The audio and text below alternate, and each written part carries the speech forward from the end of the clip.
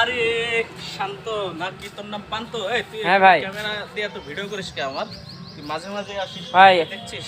আপনার ফেসটা দেখতে আমার খুবই সুন্দর লাগে। খুবই ভালো লাগে আমার। হ্যাঁ আর ভাই। কিছু তোর ভালো লাগে না? না কি বলিস?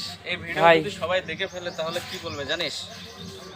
বন্ধুরা এই মুহূর্তে আছি আমি রাজশাহী জেলা দুর্গাপুর থানায় পানের বরের পাশে। এই যে এখানে অনেক পান প্যাকেটিং চলছে, যাচাই বাছাই চলছে। রাজশাহীর মিষ্টি পান খুবই ভালো লাগছে, আপনাদেরকে দেখিয়ে দিচ্ছি। এই পানগুলো অনেক যত্ন সহকারে তৈরি করতে হয়। এই পানগুলো খেতে খুবই সুস্বাদু।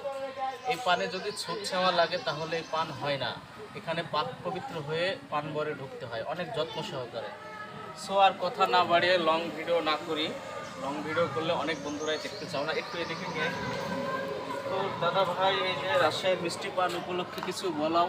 এই দাদার দিকে একটু ধরছিস?